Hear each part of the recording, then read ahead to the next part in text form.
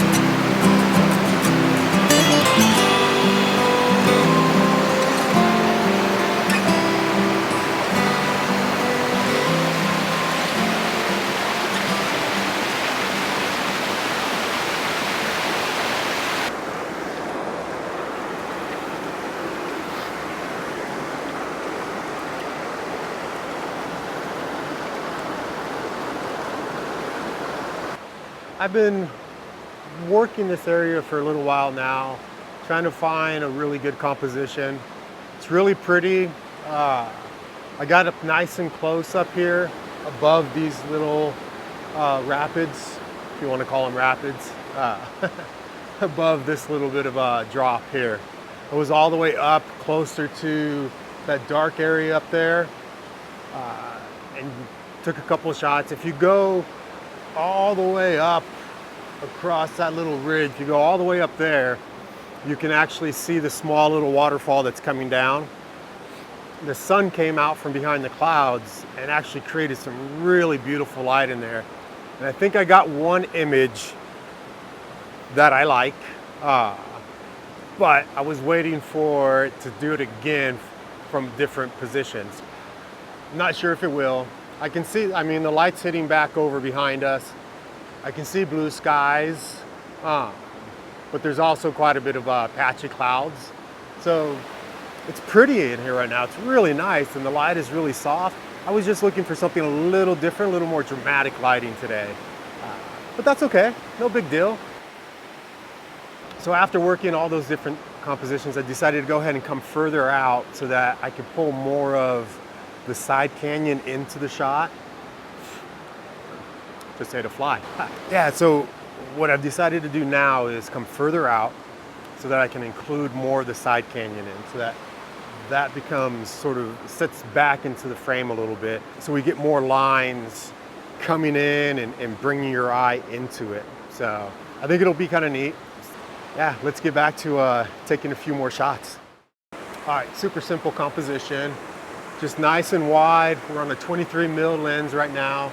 We're at ISO 100, f16, 3 seconds. I'll probably do a couple here at like f22 as well.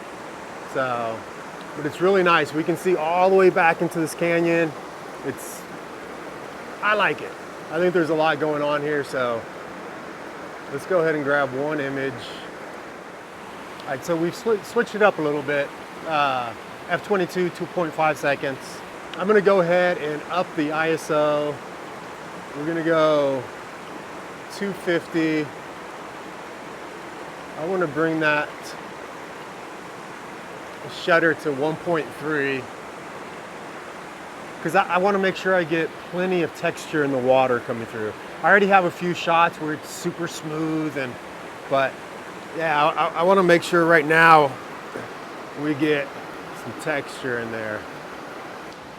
Yeah, so some clouds moved away and some warm light came in. It wasn't really strong, but it was enough to sort of brighten the scene up a little bit and balance out the white water and the dark shadows just a little bit more. So I fired off a couple frames and I think we got one right in there. So it looks pretty cool. So I think my next step is I'm gonna switch up the lens and I'm gonna go with something a little bit longer, maybe a 50 mil or so, and move back even just a little bit more, actually to right about where the video camera is, and then shoot back up in there just to allow the water to take up more of the foreground and allow our eye to see more of that back sort of dark area. So let's take a little time to look at our histogram here, where you can see that our darks, which are way back in the back there, the water we can see right here is already blowing out. So it's a tough one because especially with the longer exposure, that white is going to lose even more definition. So we're trying to balance things out between that and the darkest part of the scene. So we can do exposure blending if we want. I always try to get it just in one image just because, but in certain scenes, there's not much you can do other than either choose to let the background go completely black or completely blow out that water. And we don't want to do that. So the other thing we can see too is as we move our focus point, the focus point is back. We can see now where in the dark here, we're at, what is that one? Over 5 stops underexposed, where the white down here, the water, is right about 2 stops overexposed. So finding that balance sometimes can be really difficult, but that's also why we're hoping for that light to come in and bounce around and sort of fill in those shadows a little bit. And we don't want those shadows to be as bright as everything else, but we want enough light in there to where we can get some detail and some texture. And I'm up out of the canyon now and I already want to go back in, but I need my feet to thaw out. And this is so pretty down there that I kind of want to just stick around and see what the lighting does, how it changes. But New Zealand's filled with so many other beautiful spots as well that I want to go see some of those. So I think that's going to have to be it for this location. And then maybe one day I'll make it back here and I'll have the opportunity to photograph it with the light being a little bit different or at a different time of the year. So thanks again for watching and we'll see you next time. Take care.